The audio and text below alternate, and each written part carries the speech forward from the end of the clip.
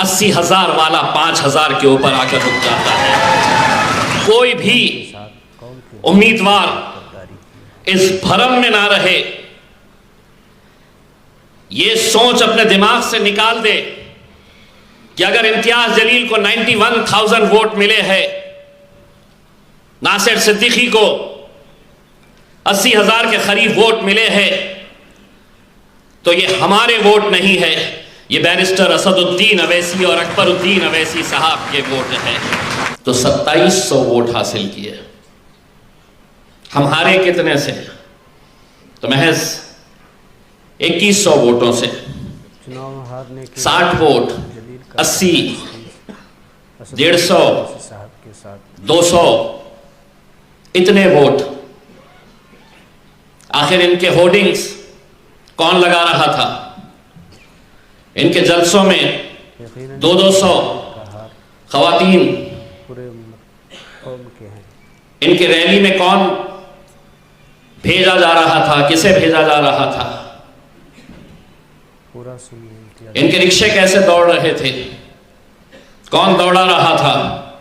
मैं उस वक्त भी चीख चीख कर यह कह रहा था कि यह सारा पैसा भारतीय जनता पार्टी की तरफ से ये तमाम उम्मीदवारों को दिया जा रहा था, और आखिरी के 3 दिनों के अंदर वो उम्मीदवार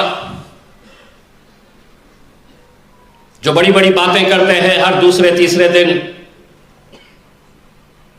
उनको पैसा इसलिए दिया गया था कि इलेक्शन के दिन दोपहर में 3 बजे के बाद जो लोग इम्तियाज जलील मजलिस के जो गढ़ है, मजबूत इलाके हैं, वहां पर जाकर माहौल खराब करो। खुश नजर आ रहे हैं। कभी इस बात के ऊपर गौर करिएगा, सोचिएगा कि हम कहां जा रहे हैं। कौम के साथ जब जवाहर नगर पुलिस स्टेशन के बिल्कुल सामने भारतीय जनता पार्टी के दफ्तर में, उस दफ्तर के अंदर जब रेड हैंडेड जब हमारी टीम वहां पर पहुंची, तो बड़े अफसोस के साथ यह कहना पड़ रहा कि महज 1,500 रुपया हासिल करने के लिए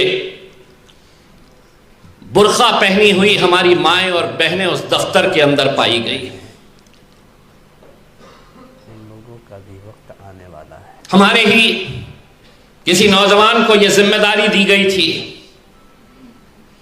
कि जितनी अल्लाह की है तो मुसलमान औरतों को यहां पर लेकर आएंगे, 500 रुपये कमीशन दिया जा रहा था। 1,500 रुपये वोट खरीदने की कीमत दी जा रही थी।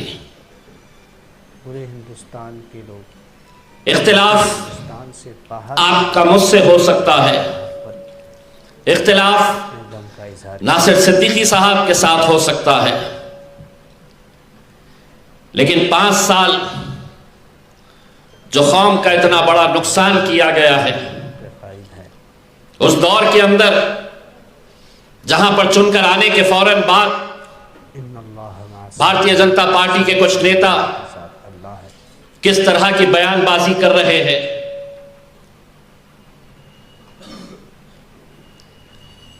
सारे लोगों ने यह बात का एतराफ किया कि इतनी सारी सीटें आई कैसी भारतीय जनता पार्टी की। कोई ईवीएम पर सवाल उठा रहा,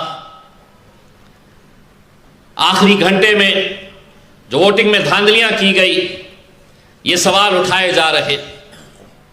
इसको डाइवर्ट करने के लिए बड़ी ही चालाकी के साथ असदुद्दीन अवैसी साहब को अजमेर शरीफ की दरगाह का मुद्दा लाया गया और मीडिया से कहा गया कि अब इलेक्शन की बेईमानी के बारे में चर्चा नहीं होगी, अब अजमेर शरीफ की दरगाह चर्चा का मुद्दा बनाया जाए करके। मैं उस हुकूमत से यह कहना चाहता हूं, किराड़पुरे की राम मंदिर को बचाने के लिए अगर इम्तियाज जलील जा सकता है, तो अजमेर शरीफ की दरगाह बचाने के लिए भी हम जा सकते हैं।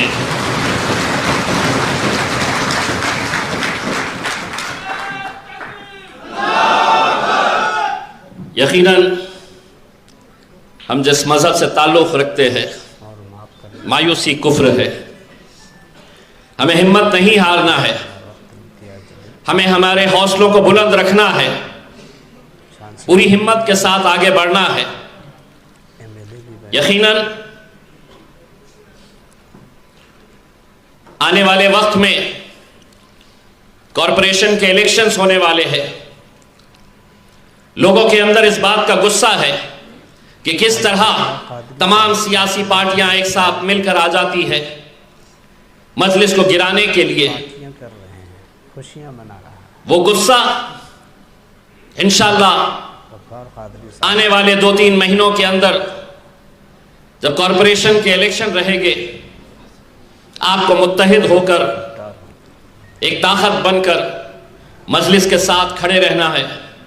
और मैं भी एक बात का एतराफ़ करता हूं, औरंगाबाद के कोई भी साथ कौम के उम्मीदवार गद्दारी की। इस भरम में ना रहे, ये सोच अपने दिमाग से निकाल दे कि अगर इम्तियाज जलील को 91,000 वोट मिले हैं, नासिर सिद्दीकी को 80,000 के करीब वोट मिले हैं, तो ये हमारे वोट नहीं है, ये बैरिस्टर असदुद्दीन अवैसी और अकबरुद्दीन अवैसी साहब के वोट है।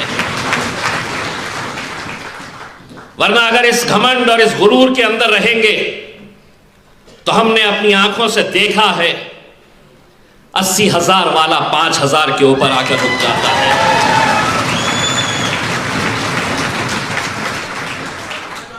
ये मोहब्बत यकीनन असद साहब, अकबर साहब जिस तरह की मेहनत दोनों भाइयों ने मिलकर पूरे महाराष्ट्र के अंदर की, हम असद भाई पूरी आवाम की तरफ से आपका तहे दिल से शुक्रिया अदा करते हैं।